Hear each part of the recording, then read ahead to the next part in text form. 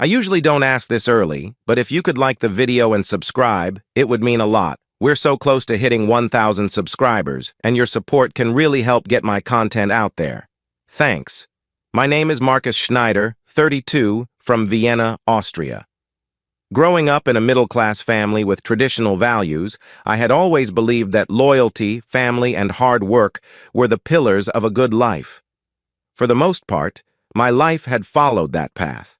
I had a successful career as an architect, a loving wife, and a close-knit relationship with my brother, Stefan.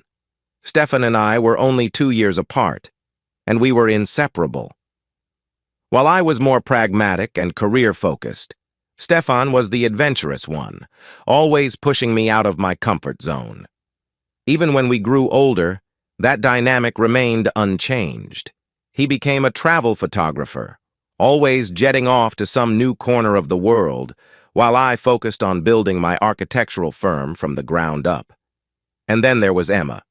She was 29 when we met, a charismatic, charming woman who could light up any room. I was mesmerized by her confidence, her wit, and how easily she connected with people. We married 2 years after meeting, and I thought I had everything I could ever want. My professional life was flourishing, and with Emma by my side, I felt like I was on top of the world.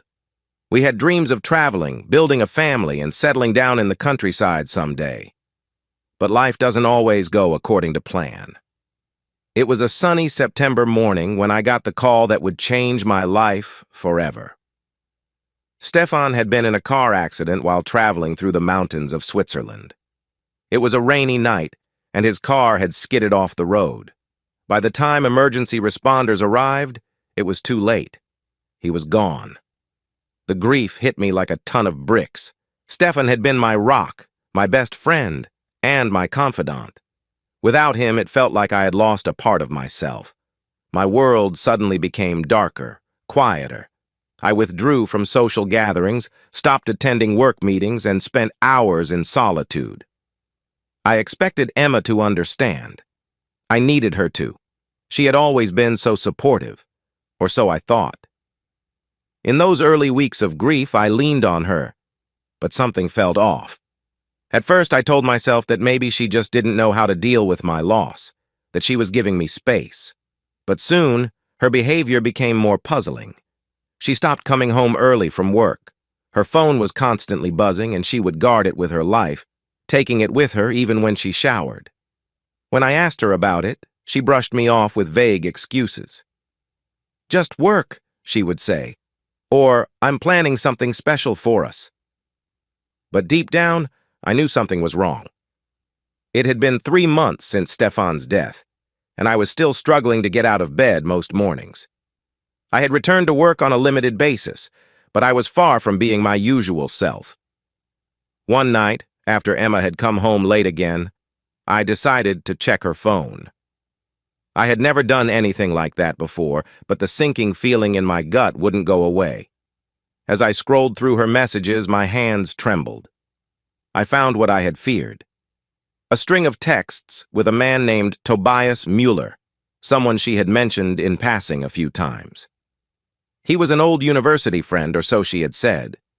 But these messages were far from friendly.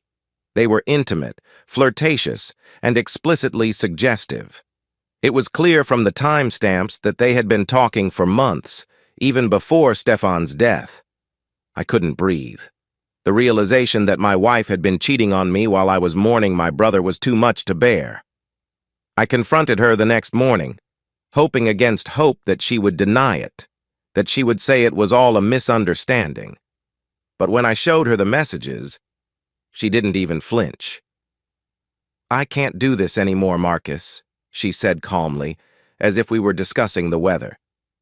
"You've been so distant, so consumed by your grief. I felt like I was all alone in this marriage." I was speechless. She was blaming me, blaming my grief over losing my brother, for her betrayal. I had no words. I packed a bag and left the house that day, seeking refuge in my parents' home. I didn't know what else to do. The divorce process was swift but agonizing. Emma didn't fight for anything. She seemed eager to move on with her life, as if our marriage had been nothing more than a temporary inconvenience. She stayed in our apartment, and I found myself renting a small one-bedroom flat on the outskirts of Vienna. It was a far cry from the life we had planned together. I tried to throw myself into my work, but my heart wasn't in it. The firm had grown over the years, but without Stefan's adventurous spirit to keep me grounded, I felt lost. Friends and colleagues offered their support, but I kept my distance. I didn't want to burden them with my problems. My parents, too, were devastated. Stefan's death had been hard enough, but the collapse of my marriage only compounded the grief. They tried to be there for me, but I could tell they didn't know what to say. They were mourning the loss of a son and watching their other son unravel. Months passed, and slowly, I began to rebuild. I started running again, something Stefan and I used to do together.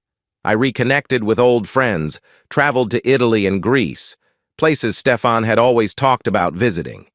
Bit by bit, I started to feel like myself again. I wasn't healed, but I was moving forward. Emma became a distant memory. I heard rumors that she was dating Tobias, but I didn't care to confirm them. She was no longer part of my life, and that was enough for me. 3 years later, just as I was starting to believe I had finally moved on, my phone buzzed with a message. It was from Emma. I hadn't heard from her since the divorce, and seeing her name on my screen sent a jolt through my body. My heart raced as I opened the message. "Marcus, we need to talk. There's something you should know." I stared at the screen, a knot forming in my stomach. What could she possibly want now? After all this time, what could she have to say? I debated ignoring the message, but my curiosity got the better of me. I responded with a simple, "What is it?" Her reply came almost immediately.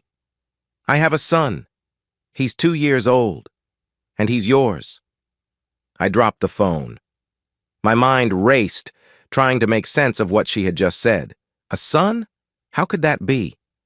We had been divorced for 3 years, and if the child was 2, that meant she had conceived shortly after the divorce. But why was she only telling me now? I called her, my voice shaking as I demanded answers. She claimed that she hadn't known for sure if the child was mine until recently. "I didn't want to tell you until I was certain," she said, "but I had him tested. Marcus, he's yours." I didn't know what to believe. I demanded a paternity test, something official, not just her word. She agreed, albeit reluctantly, and we scheduled a test for the following week. The day of the test was surreal. I hadn't seen Emma in years, and she looked different, tired, worn down, almost desperate. She wasn't the confident, vibrant woman I had once married. Now she seemed fragile, like someone who had been through her own trials. We met at the clinic, and she had brought the boy with her. His name was Lucas, and he had big, bright eyes that reminded me of Stefan. The resemblance was uncanny, and for a moment, I wondered if maybe, just maybe, this child could be mine. But the timeline didn't make sense. I tried to suppress the hope that was bubbling inside me. The hope that I could have a son, that maybe my life could have some meaning again. I tried to focus on the facts. We did the test, and I left the clinic with a whirlwind of emotions swirling inside me. The results came in a week later. My hands shook as I opened the envelope, terrified of what I might find. But as I read the results, I felt a strange mix of relief and anger. The boy wasn't mine. The anger came swiftly after the relief. Emma had lied to me again, had tried to manipulate me into believing I was the father of her child. Why? Was it guilt? Desperation? I would never know. But I did know one thing. I was done with her for good. I met with her one last time, telling her that I knew the truth and that I never wanted to hear from her again. She didn't fight me on it. She looked defeated, her once lively spirit now hollow. As I walked away from that meeting, I knew that I was finally free. The years that followed were not without their challenges, but I had learned something valuable. Life is unpredictable, and people will betray you when you least expect it. But that doesn't mean you have to carry the weight of that betrayal forever.